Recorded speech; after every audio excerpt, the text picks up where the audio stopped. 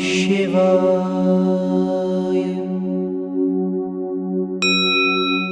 Om Namah Shivaya. Hari Om. Shreekanthaha.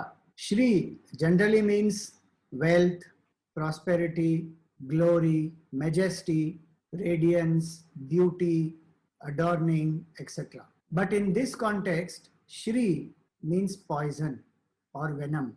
This name of Lord Shiva indicates that he has venom or poison in his neck, Kantha, whose neck is adorned, beautified, glorified by the poison that he holds in his neck. The story of how Bhagavan took the hālāhala poison or the Kalakuta vish to save the world out of his compassion, he consumed it. And that poison, which is destructive, which is considered inauspicious, when it gets associated with Lord Shiva, becomes auspicious, becomes a radiance, becomes a beauty, becomes like a jewel that is adorning his neck, becomes his majesty and brilliance. So it is said that one who drinks Amrit and is immortal is Deva. The Devatas, they drink Amrit, and Samudra Manthan is what they were doing to obtain Amrit. So one who consumes Amrit and attains relative immortality is Deva. But one who consumes poison and is immortal, absolutely immortal, is Mahadeva. Ordinary people get crushed under difficulties, challenges and problems. But the strong minds face any adversity with tremendous amount of inner strength, and they are ready to take on more challenges. And if it means to save the world, to save a righteous cause, they are ready to go through any amount of problems and challenges because the cause is more important. And they face it all with a smile, without becoming bitter inside, without feeling victimized in the head. They face all the challenges and difficulties because they have the conviction of a cause, that this needs to be done, this is important, this is dedicated to a higher purpose. Lord Shiva represents that conviction in us, that capacity in us to face all challenges with fortitude and forbearance and with smile on the face. How many challenges the great masters have faced in trying to revive our culture, in trying to spread the knowledge of Vedanta to the people. And the very same people whom they are trying to help may criticize them, condemn them, even crucify them. But the great masters receive it all with a smile. They don't take it personally at all. They continue the relentless pursuit of their cause. This spirit of selfless dedication to a higher purpose, born out of active compassion, is indicated by this name, Shreekantha. When we see some suffering, when we see some sorrow, our mind can have compassion, but it can be passive. We may just feel compassion, but not do anything about it. But when the great masters see that there is sorrow, there is suffering, they immediately manifest that compassion and it becomes active compassion. Dynamically, they take steps to remove the sorrows. And if it means going through any personal challenges or difficulties, they go through it with a smile. Today, Sanatan Dharma is the most ancient living culture. The only civilization which has survived from the pre-bronze era is the Sanatan Dharma, the Vedic civilization. It has been possible only because great masters, saints, dedicated workers, selfless servants of our culture, they have sacrificed their time, their energy, their efforts and their life also against so many attacks happening from the world outside as well as from within our country. And they have all been like Shiva. They have held the poison in their neck, have not allowed it to make their heart bitter or their head victimized. That capacity we have to cultivate to face life and live a purposeful life, a life of dedication, commitment, service and compassion. Each of us must find a cause which resonates with our heart and commit ourselves to it, and that love of the cause itself is its fulfillment, and the person is able to face all adversities and challenges like Lord Shiva. The poison becomes a decoration, it becomes a glory, it becomes a radiance, it becomes a majesty. May Lord Shiva grant us this capability. Now, let us listen to Pujya Gurudev narrating the whole episode of Samudra Manthan and how Lord Shiva consumed the poison and the beautiful symbolism that he gives behind this story.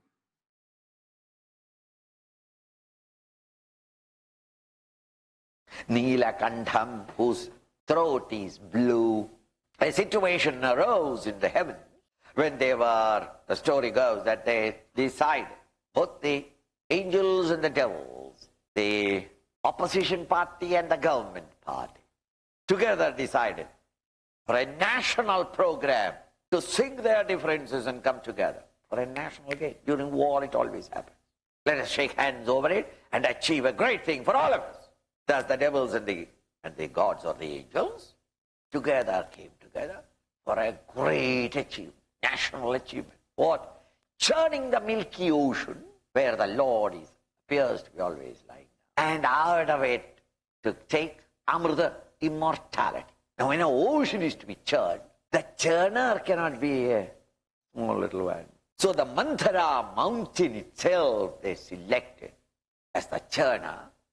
And when the churner is there, there must be the rope around it. Have you seen in Switzerland? In every house, in the mountains, they churn. A rope tied around the stem of the churner, and the rope is pulled both sides, clockwise, anti-clockwise, and the churner churns. Now they wanted to have a rope. Steel rope will be too heavy. So then, Vasuki, the great serpent, he offered himself, volunteered himself, make use of me. He was put in. Now the politics started. If the angels have said, let the devils go to the head, the head is more important than the tail, the devils would immediately have sat down and said, this is a political absurdity. Why should we? That is dangerous. We will go that side. Therefore the God said, we will be humble. We will go to the tail. You devils, opposition party, you may choose the head. When that way they said, the devil started thinking, why is that? Must be some political hook in it. That's must be. Now I understood. We don't want it. Why? We will be on the tail. Tail is safer. Because the mouth or the head of the serpent is dangerous. The seeds are poison. The gods wanted only the head.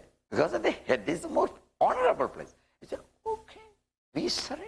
For the national security, we surrender. They took the tail and they took the head and they started churning. As the churning was going on, and then it is on beautifully going and developing into, and is almost a time to succeed. Vasuki said, I am very sorry. I am exhausted, so exhausted. But you may use me again, but I can't any longer hold it. It is coming out. And Vasuki started vomiting the poison in exhaustion. Everybody was stunned.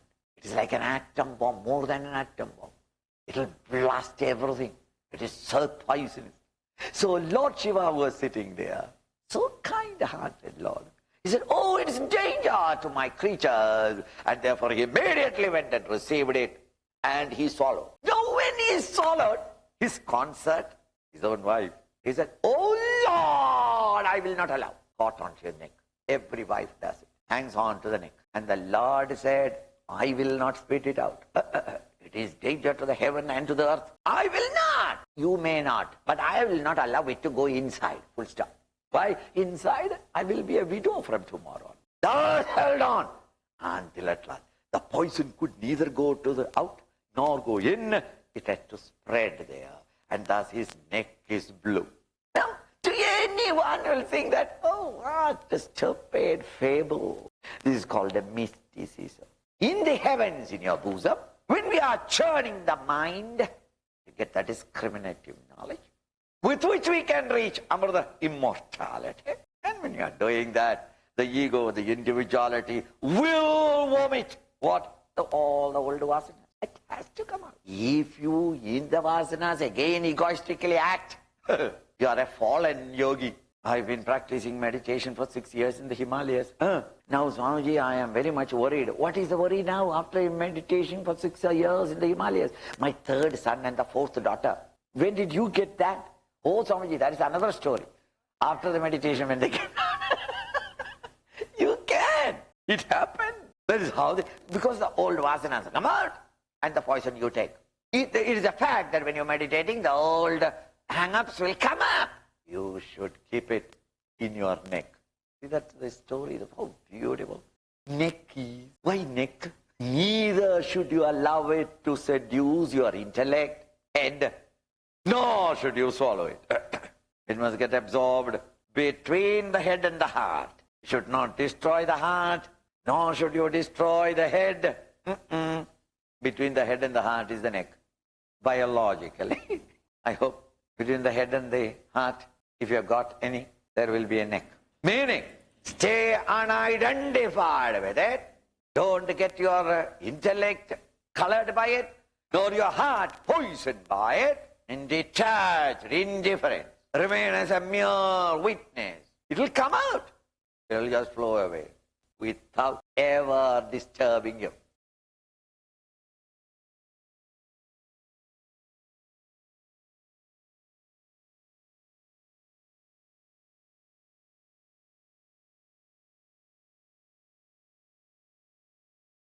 Om Namah Shivaya.